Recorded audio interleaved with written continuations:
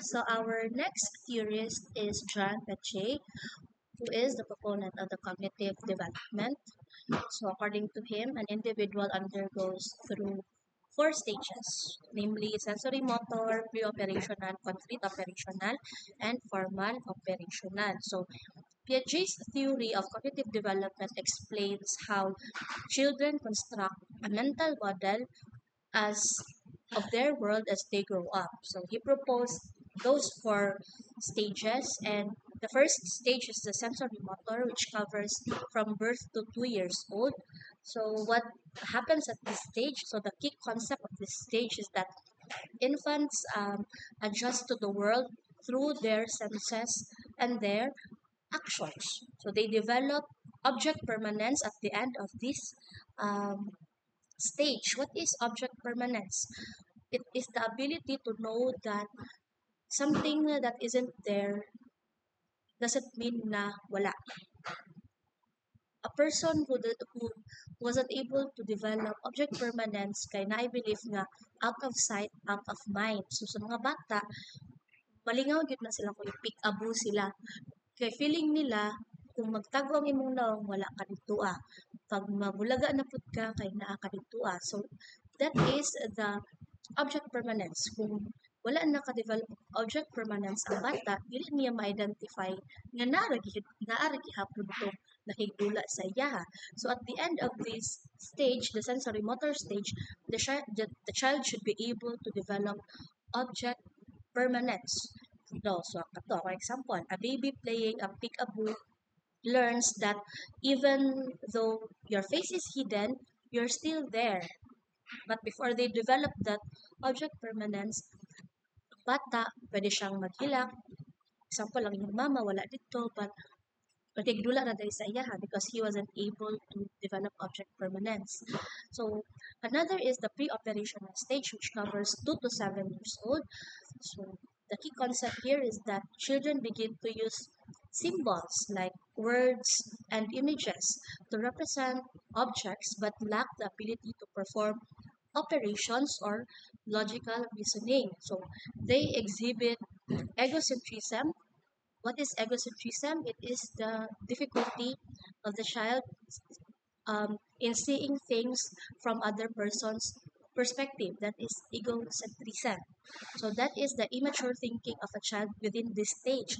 So for example, a child might hold up to a child might hold up a picture to show you, but it faces towards themselves, assuming that you can also see the picture. So that is an egocentrism na thinking.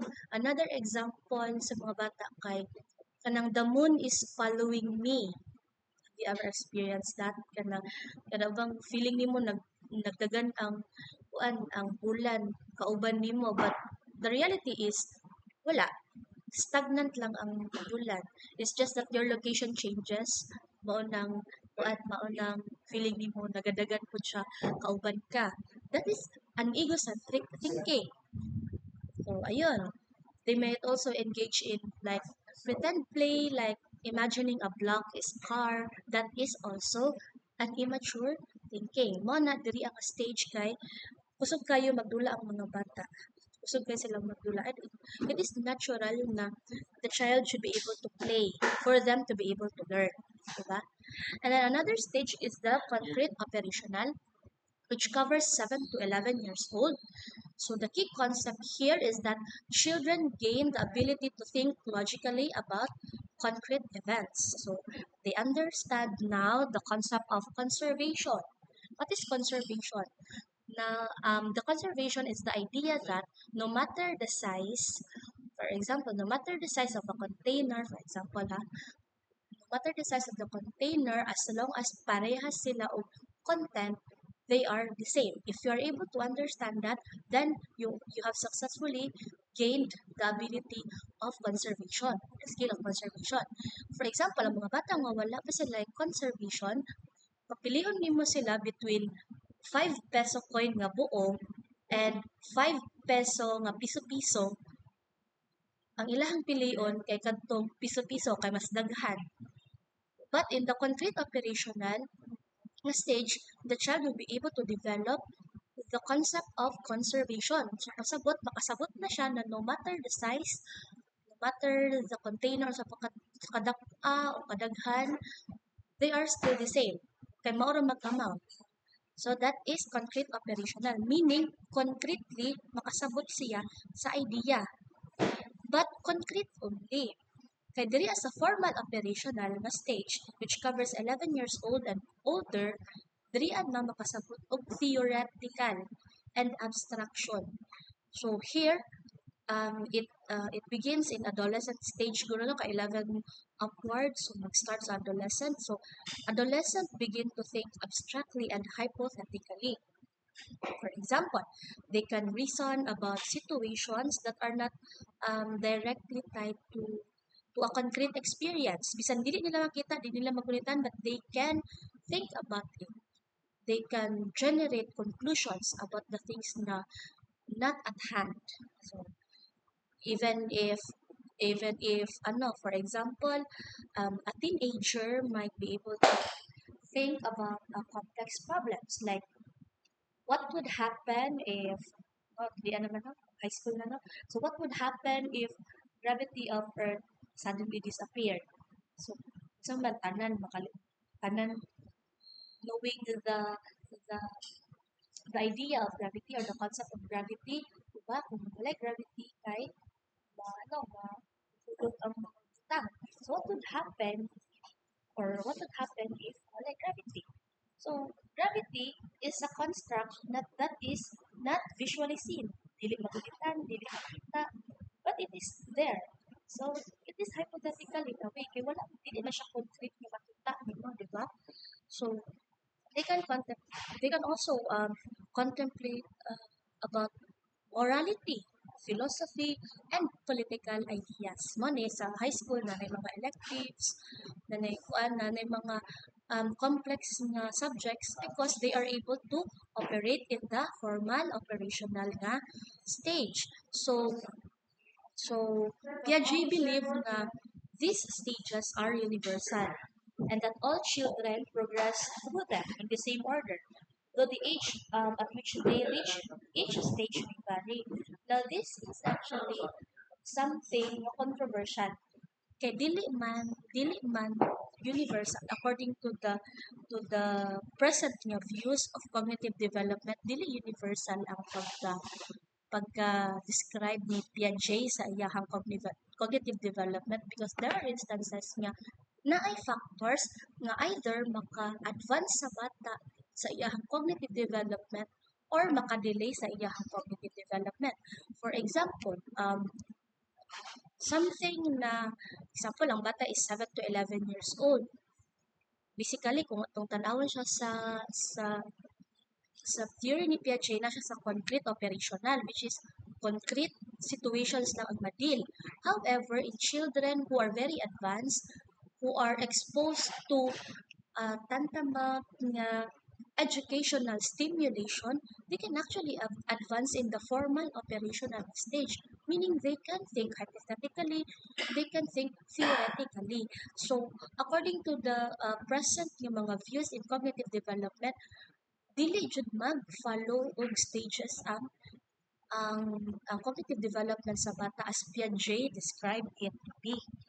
So another also siguro pod na there is something na there is something a conflict in that particular idea because ang basis man ni Piaget sa iyahang theory is his observation of his own child, meaning dili gid ma-generalize ang iyahang findings sa iyahang bata to the universal findings kay lahi-lahi man og phases ug lahi-lahi pod og facing ang mga bata sa ilahang cognitive development. So that is one of his criticisms. So another is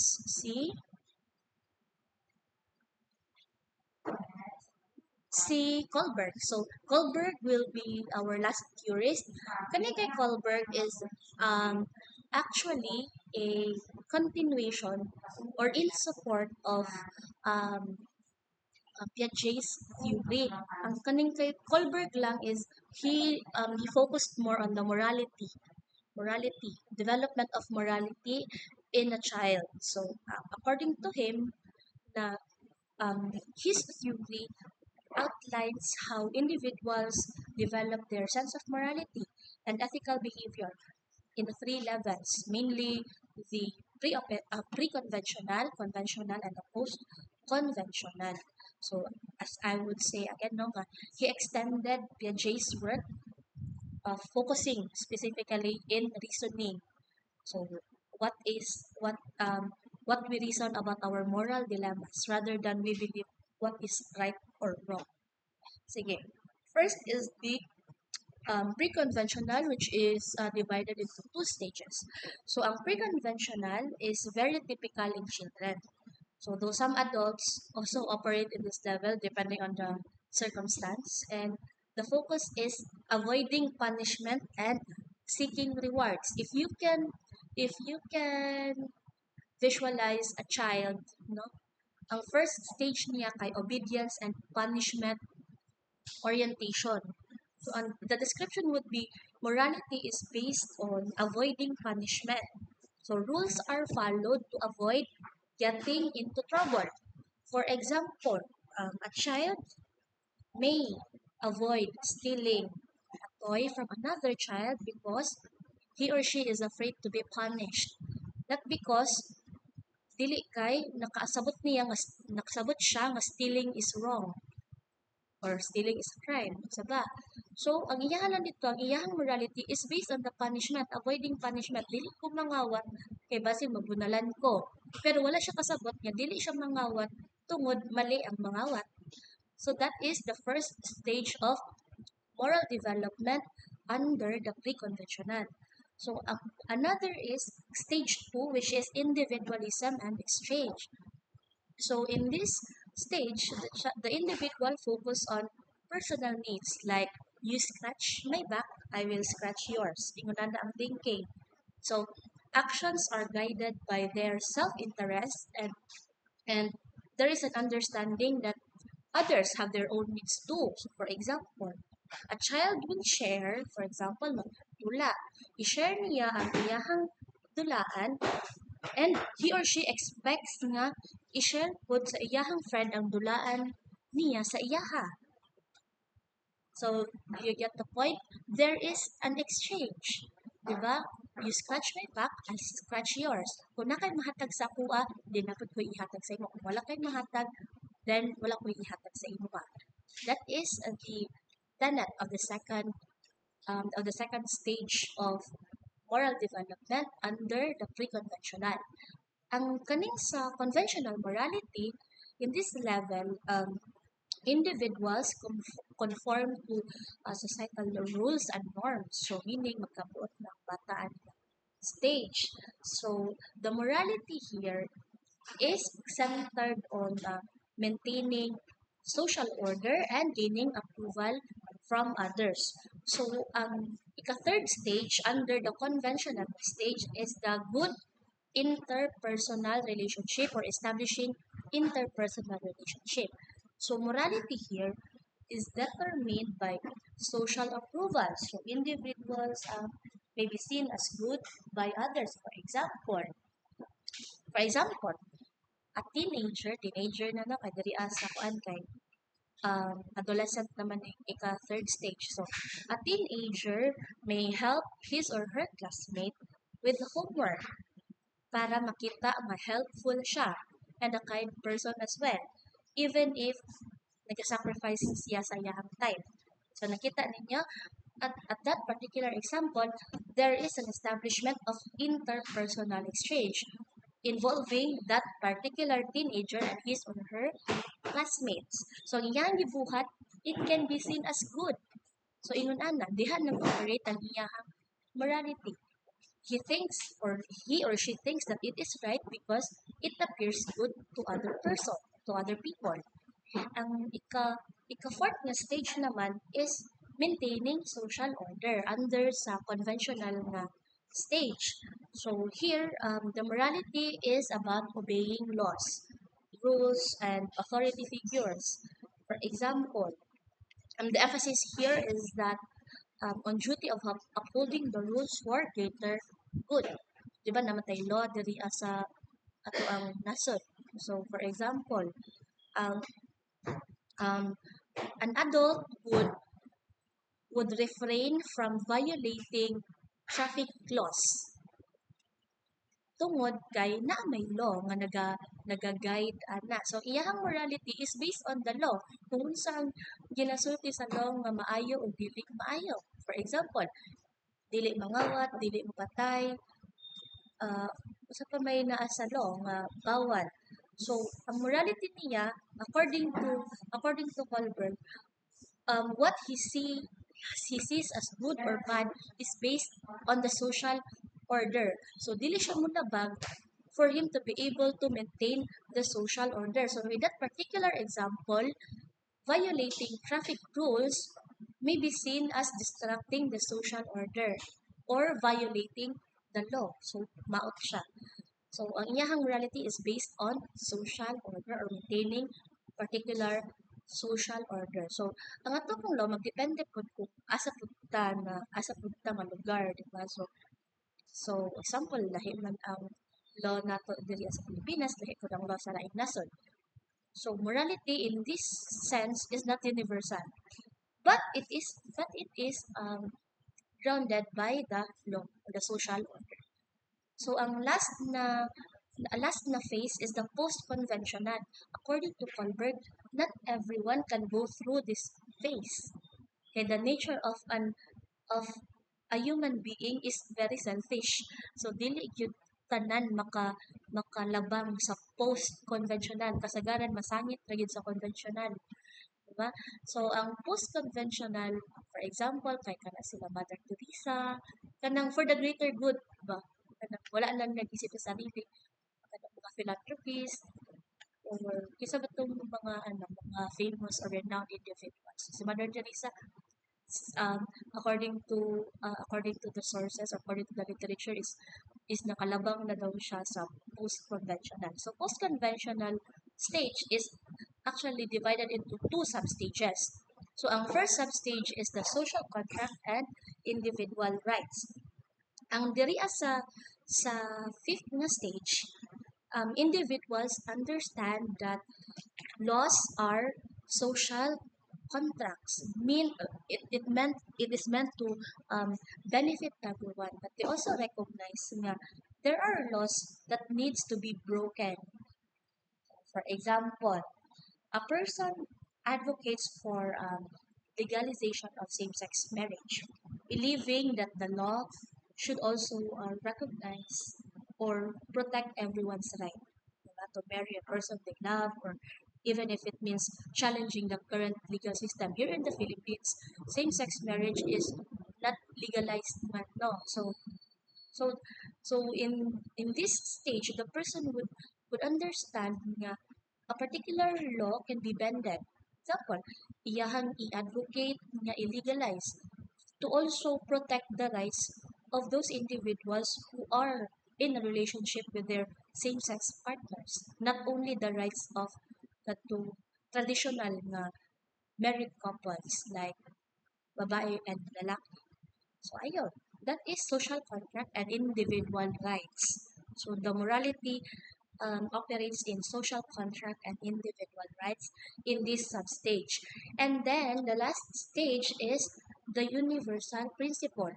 So universal ethical principle, in this stage, morality is based on abstract principles such as justice, equality, human dignity, and the likes.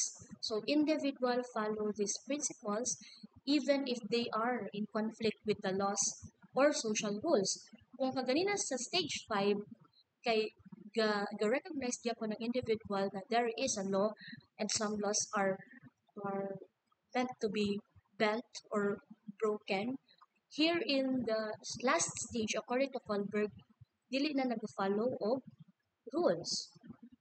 Dili na, I mean, not necessarily nga dili mag-follow.